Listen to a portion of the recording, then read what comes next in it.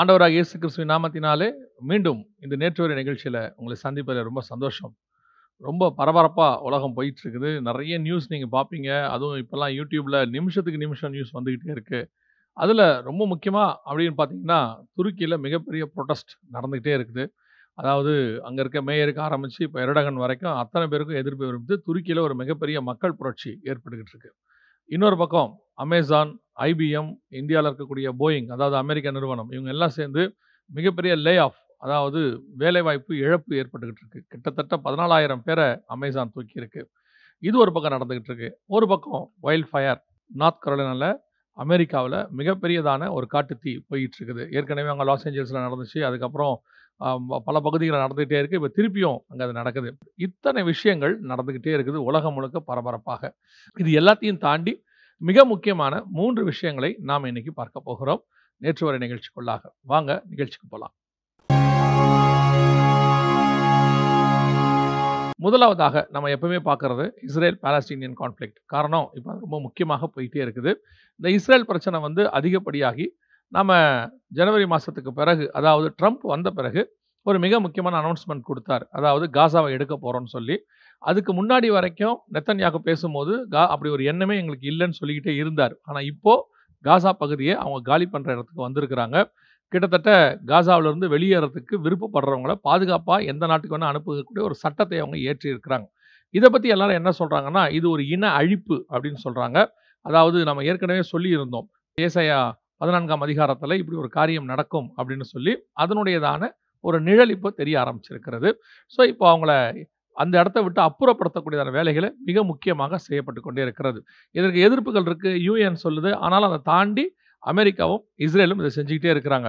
இது ஒரு பெரிய ஆச்சரியம் என்னன்னா, ஜோர்டான் என்ன பண்ணியிருக்கு, நாங்க ஒரு 3000 பேர் எடுத்துக்கிறோம் அப்படின்னு சொல்லி அனௌன்ஸ் பண்ணியிருக்கு. ஹமாஸ்ல உள்ளவங்கள, அது மிலிட்டரிக்காரங்களா இருக்கட்டும், சிவிலியன்ஸாக இருக்கட்டும், நாங்க எடுத்துக்கிறோம் அப்படின்னு சொல்றாங்க.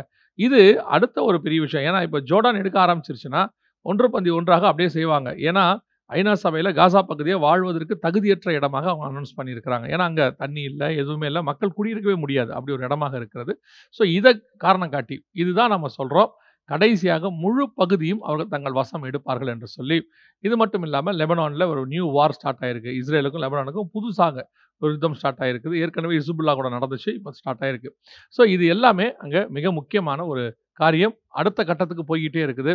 நம்ம ஏற்கனவே சொன்னபடி தான், இது அப்படியே அவர்கள் டெம்பிள் மவுண்ட் பக்கம் தான் திரும்ப போறாங்க. அங்கதான் இது போயிட்டு இருக்குது.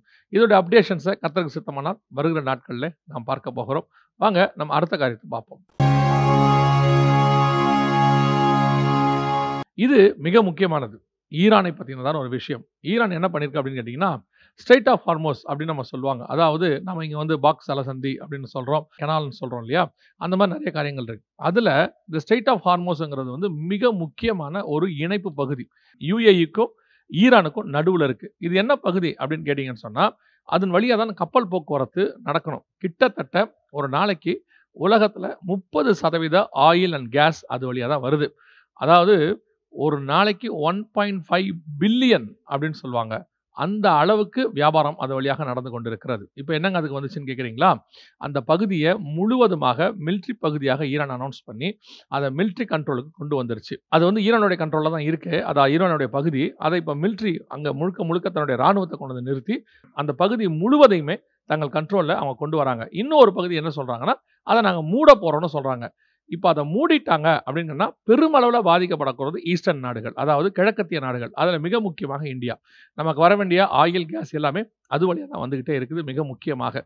ஸோ இந்த ஆயில் விலை எல்லாமே எங்க போய் நிக்கும்னு சொல்லி எதிர்பார்க்க முடியாது. இப்பவே நம்ம ₹100 மேல இருக்குது ஒரு லிட்டர் பெட்ரோல். அது எங்க போய் நிக்கும்னு தெரியாதாமா. இன்னும் அந்த அளவுக்கு போயிட்டு இருக்குது இந்த ஈரானுடையது. ஏன் ஈரானை பத்தி நம்ம மெயினா பார்க்குறோம் அப்படின்னு கேட்டீங்கன்னு சொன்னா, ஈரான் எசேக்கியேல் 38ல பெர்ஷியாங்கிற பேர் வந்து ஈரானை குறிக்கிற வார்த்தை.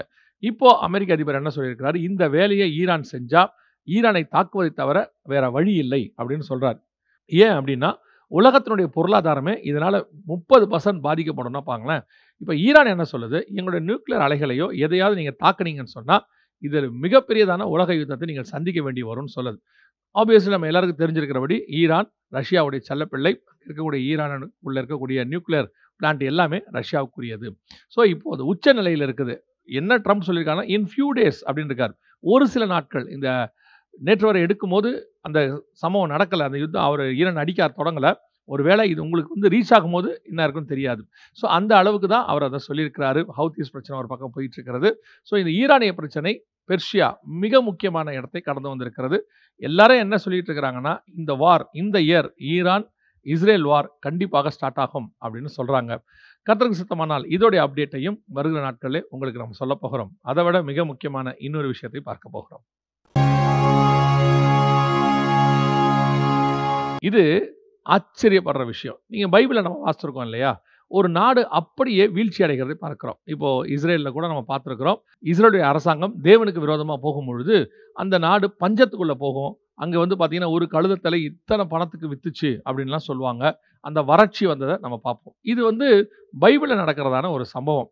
ஆனால் நம்ம கண்ணுக்கு முன்னாடி இப்படி நடக்குமா அப்படின்னு கேட்டீங்கன்னா, ஆச்சரியப்படுற ஒரு விஷயம், இன்னைக்கு அமெரிக்காவுடைய நிலைமை அதுதான். அமெரிக்கா முட்டை வாங்குவதற்கு ஒவ்வொரு நாட்டையா கெஞ்சிக்கிட்டு இருக்கு. லித்துவேனியா, போலாந்து, ஃபின்லாந்து, டென்மார்க் எல்லாரையும் கேட்குது. இதுல போலாண்டும், ஃபின்லாண்டும் ரிஜெக்ட் பண்ணியிருக்காங்க. குடுக்க முடியாதுன்னு சொல்லியிருக்கிறாங்க. லித்துவேனியா யோசிக்கிறேன்னு சொல்லுதாம். அமெரிக்காவுடைய நிலைமைய யோசிச்சு பாருங்க. இது அமெரிக்காவுக்கு நடக்குமா? அமெரிக்கா கேட்டா குடுக்கணும். அப்படி ஒரு நிலைமை இருந்தது. அமெரிக்கா கேட்காமயே குடுப்பாங்க. அப்படி ஒரு நிலைமை இருந்தது. அமெரிக்கா தான் பொருளாதாரத்தினுடைய நம்பர் 1 பார்ட்டாக இருந்துச்சு. இன்னைக்கு அமெரிக்கா கேட்டு 2 நாடுகள் குடுக்க மாட்டேன்னு சொல்லுது. ஒரு நாடு யோசிக்கிறேன்னு சொல்லுது.